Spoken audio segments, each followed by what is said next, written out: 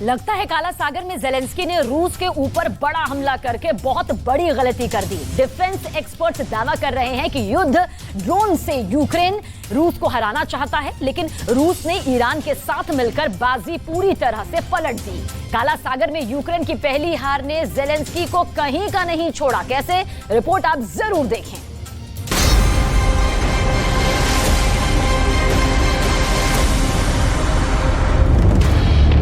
Раз, два, три! Ура!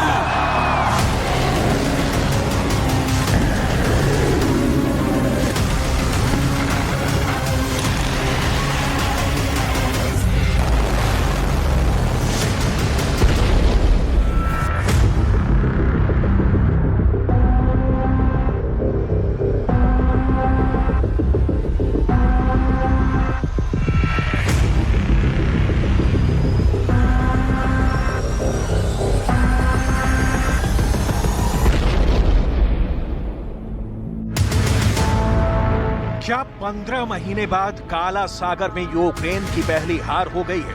आखिर यूक्रेन के पहले सबसे आत्मघाती हमले को पुतिन की समुद्री सेना ने कैसे मात दे दी है?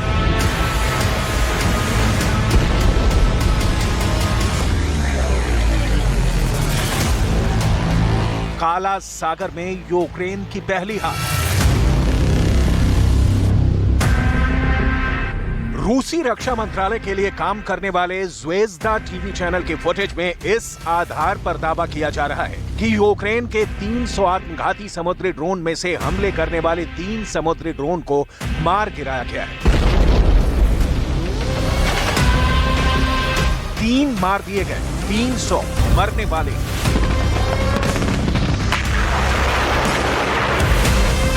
आकाश से जमीन तक और जमीन से समंदर तक रूस यूक्रेन युद्ध उस दौर में पहुंच चुका है जहां पर दोनों पक्ष एक दूसरे को मारने काटने पर उतारू हैं।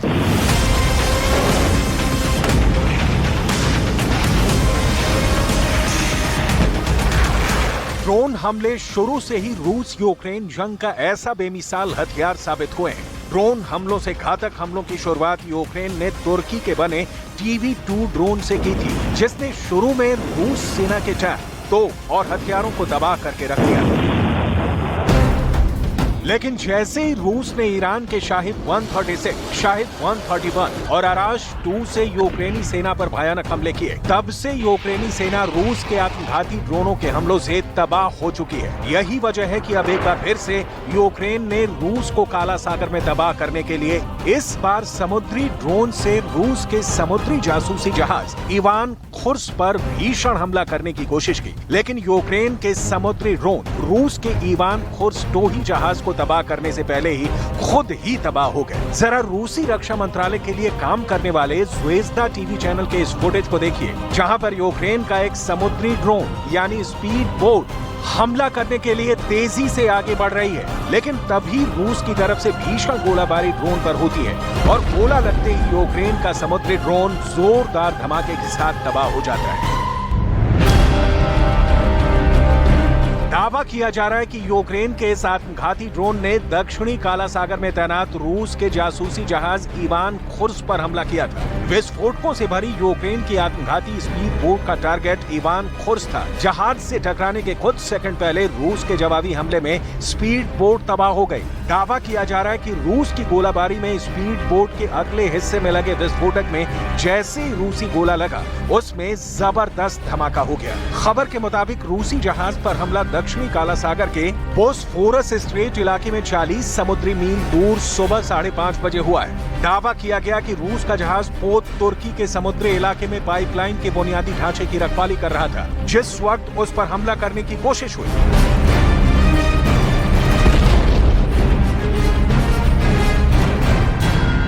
Практически весь арсенал экономический, военный, политический, информационный развернута мощнейшая антироссийская пропаганда. Атаки на нашу историю, культуру, духовные ценности не прекращаются. काला सागर में यूक्रेन की पहली हार। हम आपको आगे बताएंगे कि समंदर में रूसी जहाज पर आत्मघाती हमला करने वाली यूक्रेन की स्पीड बोट को क्यों बेहद खतरनाक बताया जा रहा है। लेकिन उससे पहले ये जान लीजिए कि पिछले 30 से 40 दिनों में अचानक ड्रोन हमलों की बाढ़ क्यों आ गई है। इससे पहले क्रेमलिन में पुतिन के दफ्तर पर भी ड्रोन हमला हुआ था, जिसे नाकाम कर दिया गया था। तब भी रूस ने आरोप लगाया था कि यूक्रेन के ड्रोन ने पुतिन को मारने की कोशिश की थी। अब सवाल उठता है कि आखिर ऐसी क्या वजह है कि रूस और यूक्रेन दोनों ही एक दूसरे को जंग में तबाह करने के लिए बड़े पैमाने पर ड्रोन का इस्तेमाल कर रहे हैं। इसका सीधा सा जवाब कम पैसे, कम जोखिम में दुश्मन का जबरदस्त नुकसान। На Солидарском тактическом направлении противник вчера провел наступательные действия на всей линии боевого соприкосновения сторон протяженностью более 95 километров. Подразделениями вооруженных сил Украины было предпринято 26 атак, в которых были задействованы более 1000 военнослужащих, до 40 танков, а также другая военная и специальная техника.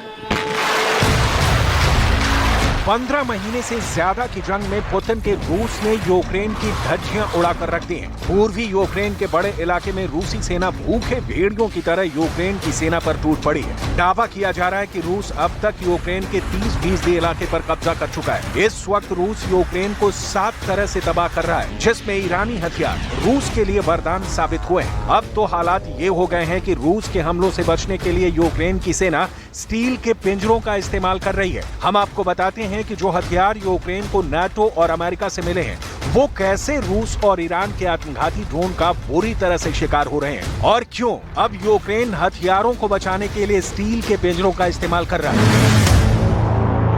काला सागर में यूक्रेन की पहली हार। यूक्रेन के टैंक, तोप और रॉकेट आर्मी पर रूस ने ईरानी ड्रोन से सबसे ज्यादा हमले किए हैं। दावा किया जा रहा है कि ईरान के आत्मघाती ड्रोन की मारक क्षमता इतनी जबरदस्त है कि यूक्रेन की तोप और टैंक भी ड्रोन हमले में तबाह हो रहे हैं। यूक्रेन के सामने दिक्कत यह है कि ईरान के आत्मघाती ड्रोन पर जब तक यूक्रेन हमला करने की कोशिश करता है, तब तक रूस और ईरान के ड्रोन यूक्रेन के तोपखाने को तबाह कर डालते हैं। रूस और ईरान के इन्हीं आत्मघाती ड्रोन से बचने के लिए यूक्रेन ने स्टील के बड़े बड़े पिंजरे बनाए हैं, ताकि ड्रोन डायरेक्ट तोप या टैंक से टकरा न पाए। स्टील के इन पिंजरों को यूक्रेन एक तरह से तोप, टैंक और रॉकेट के लिए कवच बना चुका है, जो ईरान और रूस के ड्रोन से उन्हें बचाने में मदद करते हैं। Средствами противовоздушной обороны в течение суток перехвачены 7 противорадиационных ракет «Харм», 1 крылатая ракета большой дальности «Storm Shadow», а также 10 реактивных снарядов систем залпового огня «Хаймарс». रूस के ताबड़तोड़ ड्रोन हमलों को देखते हुए ही अब यूक्रेन ने भी रूस पर जबरदस्त ड्रोन हमले करने शुरू कर दिए हैं। यही वजह है कि दक्षिण काला सागर में रूस के जासूसी जहाज पर यूक्रेन के समुद्री ड्रोन ने हमला किया। अब आप ये भी जान लीजिए कि रूसी टोही जहाज इवान खोर्स पर हमला करने वाला यूक्रेनी ड्रोन कितना खतरनाक है।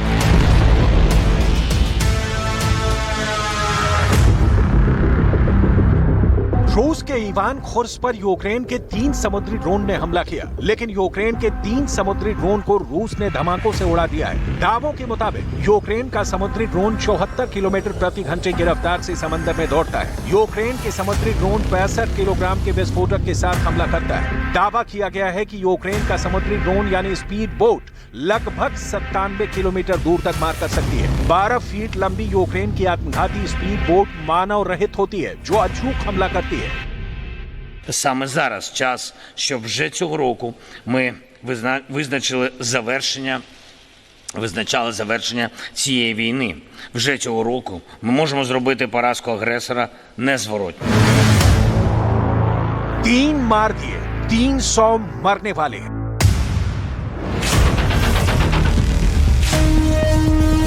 जमीन, आकाश और समंदर, हर तरफ से ड्रोन हमले हो रहे हैं। अभी तक रूस ने ड्रोन हमलों से यूक्रेन को सबसे ज्यादा नुकसान पहुंचाया है।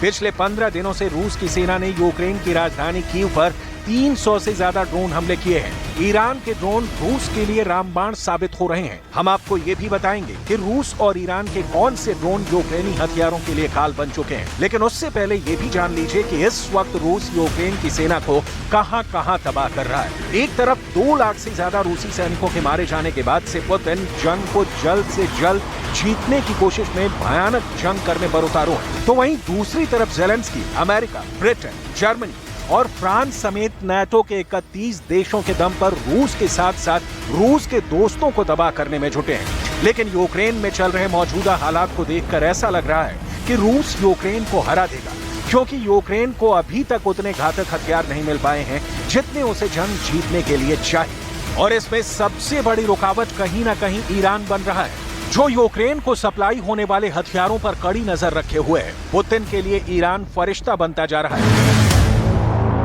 काला सागर में यूक्रेन की पहली हार।